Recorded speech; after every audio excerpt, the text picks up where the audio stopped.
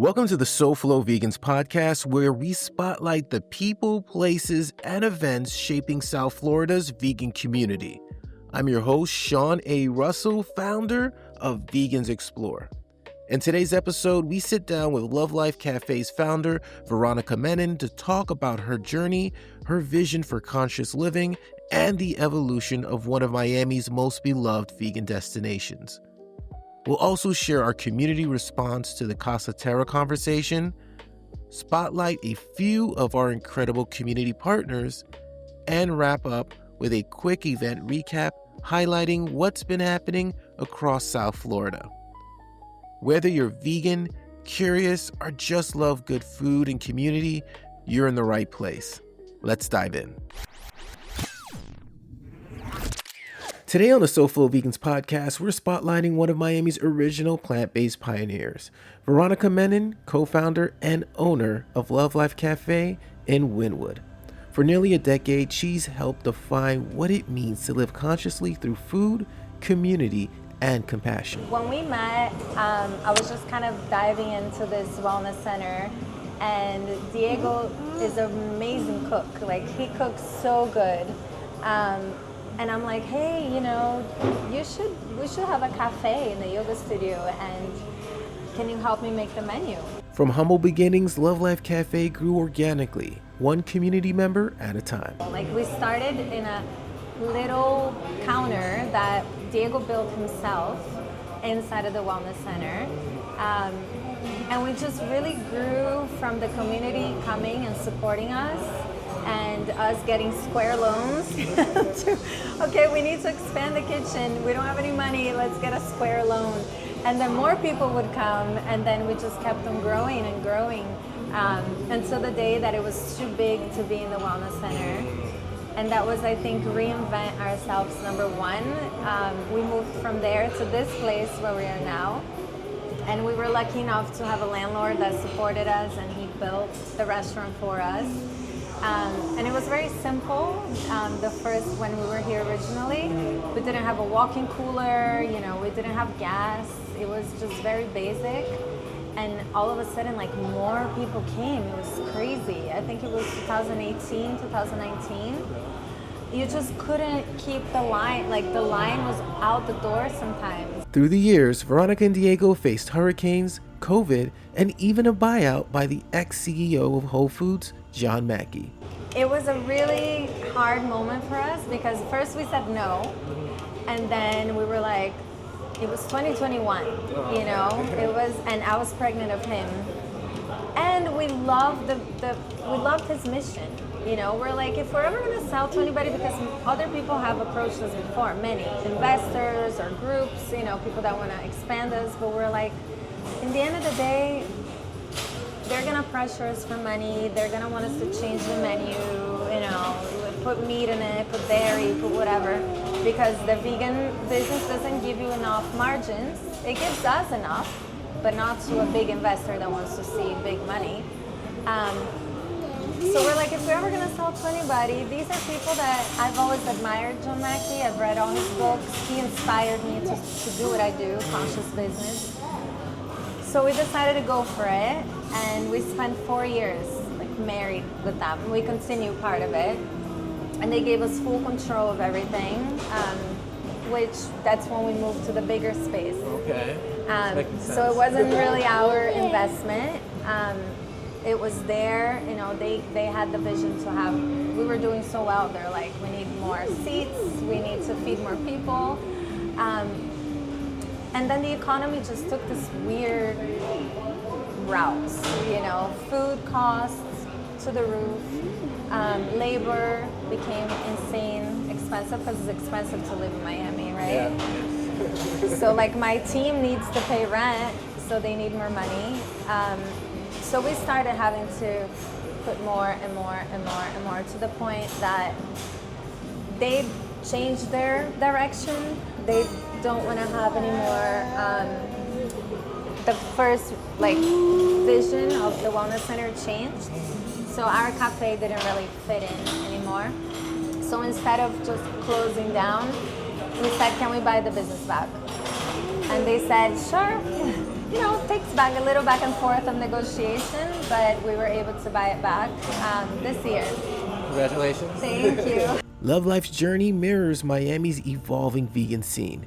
Once underground, now battling rising rents and shifting trends. Wynwood has changed a lot after COVID, and I think that's because, like I said, the economy, rent is insanely crazy, and for small businesses like ourselves and other really, remember when Wynwood was really hip and cool, and like it just felt mysterious to be here. It was so artsy and so much culture Had this going underground on. vibe to it. Yeah, and people that have those creative businesses that were thriving at that time, they can't really afford to be here anymore.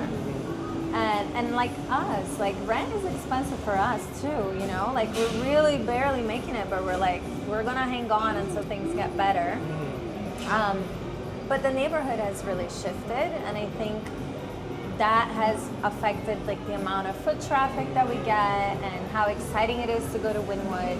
It's not as exciting as it was before, and I'm really hoping that people can come together. Like I've been getting together with Zach the baker, and we're like, how can we, anything that we can do? Like he wants to close the block where his bakery is and create like a market. I told him let's do a farmer's market back here, just to create more of that feel that, more people getting together and just hanging out. It doesn't have to be only like restaurants from out of town. That's like pretty much all you have now. Even with changing tastes, Veronica's commitment remains strong.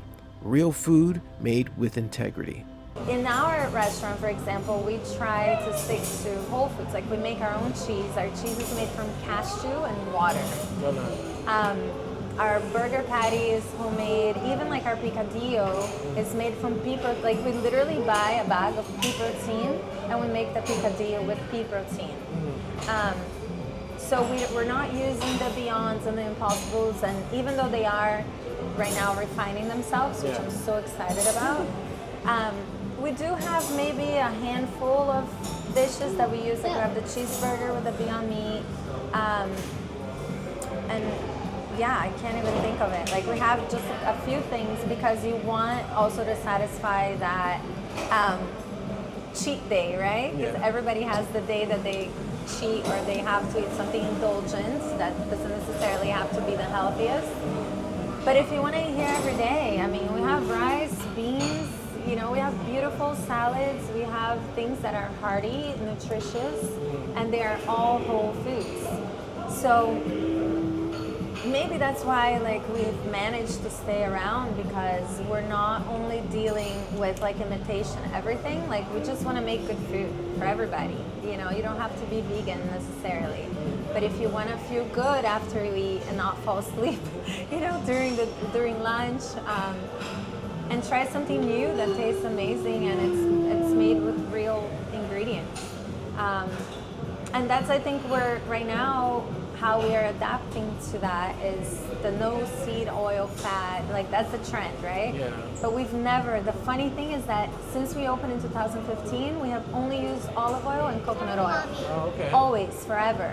We'd never used any other oil. So now we're talking about it because everybody's talking about it, but we've been doing that forever. We never use refined sugar. We never fried anything. We don't have a fryer back here. So a lot of things that I think people care about today, because it's all about a trend, and nobody realizes how social media and everything kind of steers everybody towards the certain trends. But to me, I'm almost 20 years vegan. My son, we feel good, and that's what matters. And whoever wants to eat that way, then we're here making the best food for that. Running a vegan business isn't easy. Veronica has felt the financial and emotional pressure, but never lost sight of her why. As a business owner, again, I could never put animals in my menu because that's not, I don't know, I just couldn't go to sleep at night knowing that that's what I do for a living, because it's not my mission. I'm not a restaurant owner. conscious business owner, I want to make this world better. I don't want to just fit into the trend, right, to survive. And I understand maybe I might have to close one day because we're not making enough money. But I think before that, there are other things that we can try. Like I really want to get into more catering. You know, I just started a really nice program for kids' birthday parties, school lunches. You know, there's food for people that just came out of the hospital. Like we have a kitchen, you know, we can produce, we can look into different revenue streams that we can continue paying rent. We're introducing a new granola, we're writing a recipe book.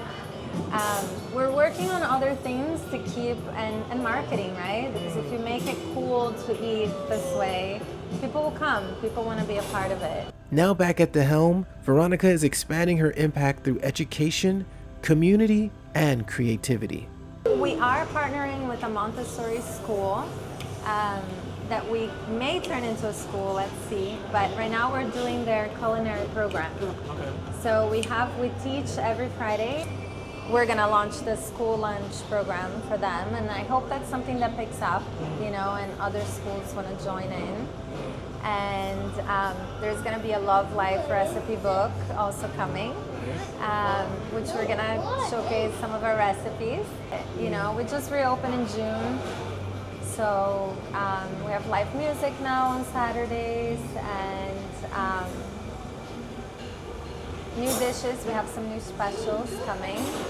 I saw menu. And I saw a video of your breakfast burger. Yeah. So I'm probably going to get one of those to go. Yes, and for Thanksgiving, for the holidays, we're going to have the holiday menu as well. We do it every year. So we have meatloaf, we have a mushroom casserole, we have the pan de jamon, we have tamales, which are called hallacas, and my husband is from Venezuela, so it's going to be good. Veronica's story reminds us that conscious living isn't just about what's on your plate. It's about purpose, perseverance, and heart. We share the same passion, you know. We want more people to eat this way. We want a better world, a better place for our kids to grow. And thank you, you know, I wanted to say thank you for doing this initiative. I think it's going to be very successful, and I wish you all the best. And however we can support, you know, anything else that you're doing, let us know. To learn more about Love Life Café, visit lovelifecafe.com or stop by their Wynwood location. And for more inspiring stories from vegan leaders and changemakers, visit vegansexplore.com and stay connected to the movement. During our last episode, I posted a segment about lay artisans' transition to a new concept called Casa Terra. Let's say it wasn't well received by the community, and rightfully so. The finished product came off like a paid advertisement for a business that let down many of its followers and fans. For clarity, I was not paid, nor am I typically paid for the majority of the content I create. I will admit some of what I said could have been phrased differently and was in poor taste, and I own that 100%. I intended to make everyone aware of the changes in their business and spotlight a restaurant with a large number of vegan options. With that being said, I also created the segment to double down on my stance on why I'm personally vegan. I've said it numerous times over the last 8+ years that I'm vegan for compassion. To me, compassion isn't contingent on what you do to me or others. It's also not something that's easy to do in practice all the time, especially with the evil that exists in the world. It's a daily practice to prevent myself from becoming angry, jaded, and cruel to others. I know myself well enough to know that if pushed, I can go to dark places. This post turned out to be a blessing in disguise. It highlighted why I do this for compassion, not just for the animals, health, or the environment. For me, compassion is a tentpole for all three things and reminds me that how I show up is important, especially when trying to grow the vegan community. I've had hundreds of conversations over the years with members of the community, and the chorus is the same. This community can be toxic and unforgiving. More and more people are dropping the label vegan for this very reason. They don't want to be associated with this type of behavior. It does nothing to help the animals. In actuality, it breeds complacency within the community where people stop attending events or being involved in general, choosing rather to do it in private out of fear of doing or saying the wrong thing. While I completely understand the outrage and own my role in it, I'm disappointed that it took only one lapse in judgment to dismiss nearly a decade's worth of advocacy and support for the community. I'm locked in, so this episode isn't enough to drive me away from the work that gets to be done, as easy as it would be for me to focus on other causes near and dear to my heart, like working with children in K-12 education. So with all that said, I hear you, and I will do better in reporting what's happening in the community. At the same time, I will continue to stand for this being a movement about compassion and understanding. You can be a voice for the animals without tearing down the very people who are dedicating their lives to building the community. I'm always just a DM away if you have any questions or concerns. Gratitude, and have the best day ever. We're sending heartfelt gratitude to the incredible businesses that stand beside us in growing the vegan movement. Their commitment fuels everything we do, from events and podcasts to campaigns that highlight our thriving community. A Miami favorite known for redefining vegan comfort food, Love Life Café serves vibrant, nourishing meals that make plant-based eating irresistible. Their mission is to inspire mindful living through food, love, and community. Located in Davie, Mama Chea Cafe is a family-run gem, bringing warmth, flavor, and authenticity to every bite. Their 100% vegan menu blends Caribbean and Latin roots to create dishes that feed the soul and celebrate culture.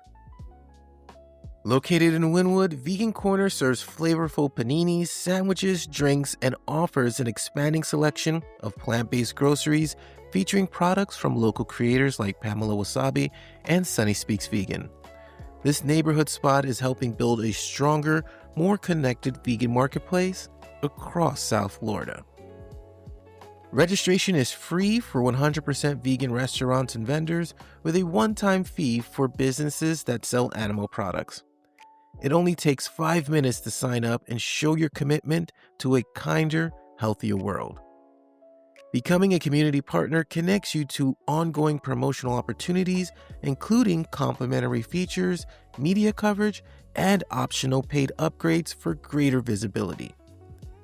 Everything you see and hear from Vegans Explore is completely self-funded, created with love to uplift our community. We hope that 20% of our audience chooses to give back by attending events, supporting campaigns, or purchasing our resources. For those of you who are not in a position to contribute financially, your time and presence are equally valuable. Help us grow, volunteer, or share our content to inspire others.